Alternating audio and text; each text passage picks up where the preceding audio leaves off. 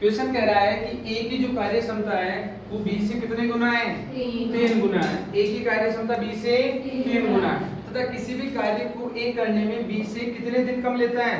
60 दिन कम लेता है। ये सवाल कह रहा है भाई, यही कह रहा है ना। फिर ये कह रहा है कि दोनों मिलकर इस काम को कितने दिन में करेंगे। तो आपको सबसे पहले क्या करना है, हमेशा याद रखना है कि ए की कार्य क्षमता बी से 3 गुनी है तो इसको 1 मानेंगे। तो ये कितना है कार्य क्षमता इसकी? 3। और हमेशा मैंने समझाया है कि कार्य क्षमता समय की क्या होती है? व्युत्क्रमानुपाती होती है। कार्य क्षमता किसी की ज्यादा होगी तो समय उसको कम लगेगा। अब कोई आदमी काम कम कर रहा है तो उसको टाइम ज्यादा लगेगा, बेसिक सी बात है।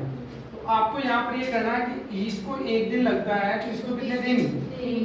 अब दोनों का अंतर कितना है? 2। अब 2 का मान कितना है भाई? 60 दिन दे रखा है क्वेश्चन के अंदर। अब आपको यहाँ पर 60 दिन आ गया तो 1 दिन का मान कितना आएगा? 30। 1 दिन का मान कितना आएगा? 30। तो यहाँ पर ये किसी काम को कितने दिन में कर सकता है? 30 दिन में। जबकि यहाँ 3 है, इसको कितने दिन लगेंगे? 90 दिन। अब दोनों मिलके कितने दिन में करेगा? क्वेश्चन अपन से ये पूछ रहा है। तो या तो यहाँ पर ये 1 दिन में कितना काम करता है और ये कितना काम करता है? 1। और टोटल काम कितना आ जाएगा? देखो यहाँ पर अपन रखेंगे 30 दिन और यहाँ पर क्या रखेंगे भाई? 90 दिन। तो 30 और 90 का एलसीएम 90 ही होता है। हमेशा पहले आप चेक कर लिया करो, जो बड़ी संख्या होती है उसमें इसका भाग जा रहा है क्या। यदि छोटी संख्या का बड़ी संख्या में भाग चला जाता है तो वही एलसीएम होता है, अलग से एलसीएम निकालने की जरूरत आपको नहीं है भाई। ठीक है, तो यहाँ पर 30 और 90 का एलसीएम कितना आएगा? अब 30 का भाग आप 90 में दोगे तो ये कितने काम कर रहे हैं? 3 काम। जबकि ये कितना काम कर रहा है? अब आपसे पूछा जा रहा है कि दोनों मिलके कितना काम करेंगे। तो दोनों मिलके 1 दिन में कितना काम कर लेंगे? 4 काम। और टोटल काम कितना आया है?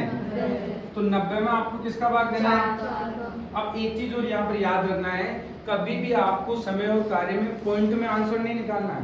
हमेशा आंसर भिन्न में आएगा। किस में आएगा? भिन्न में। पॉइंट में कितने सवाल सोल्व कर लिए मैंने, कभी पॉइंट में आंसर देखने को नहीं मिलेगा भाई। तो 4 का भाग दोगे तो 4 गुनी 1 बच जाएगा, फिर 4 गुनी 8, कितने बचेंगे? 2/4। 2/4 आएगा, 1 क्यों आएगा?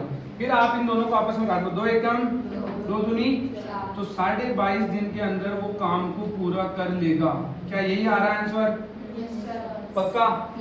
ठीक है भाई, अच्छे से नोट कर लो इसको।